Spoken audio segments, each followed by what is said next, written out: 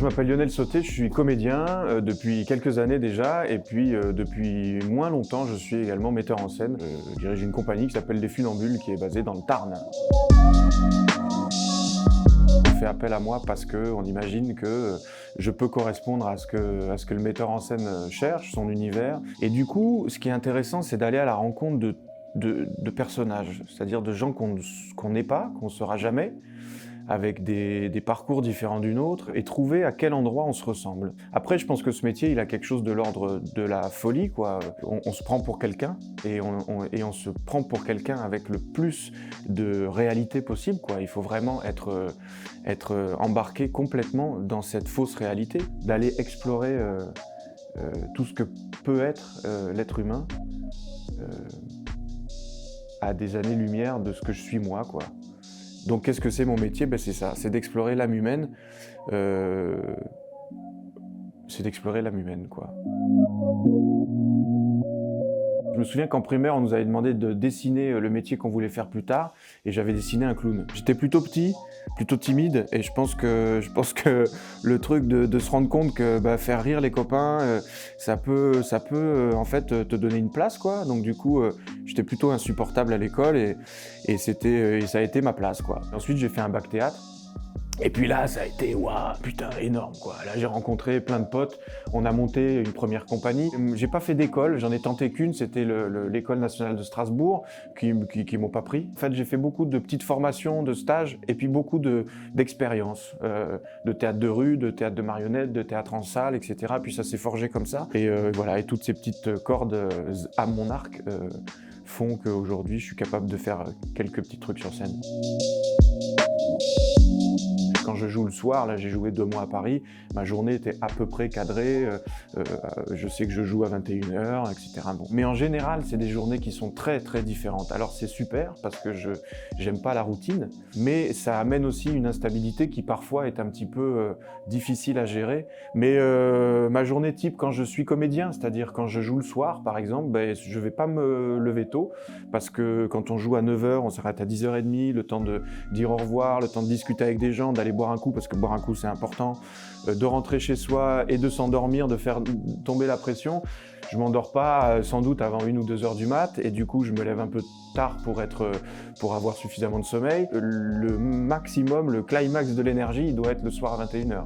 Donc du coup, il y a quelque chose qui est de l'ordre de l'économie, même si ça m'arrive de faire du sport dans la journée, mais en tout cas je sais que c'est à 21h qu'il faut que je sois au maximum de mes capacités d'énergie. Après, comme je suis metteur en scène depuis peu, et donc directeur de compagnie, j'ai des journées qui... il faut faire des dossiers, faire des papiers, il faut s'occuper de l'URSSAF, c'est une horreur, quoi. Ça peut être des journées terribles. Moi, les journées que je préfère, c'est les journées de création, de laboratoire. Quand on est en train de créer quelque chose et qu'on sait qu'on a une semaine où on peut déconnecter d'à peu près tout le reste et on peut se concentrer uniquement sur le fait de créer.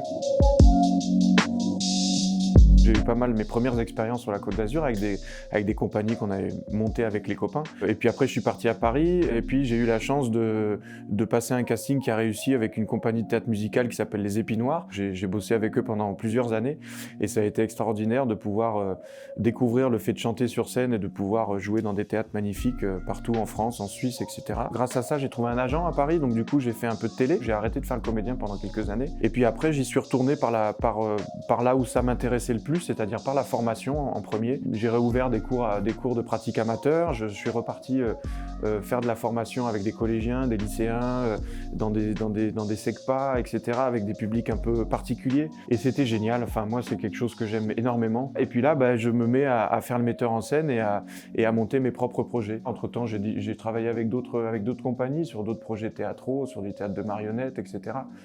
J'ai même fait la manche devant une église en crachant du feu et en jonglant.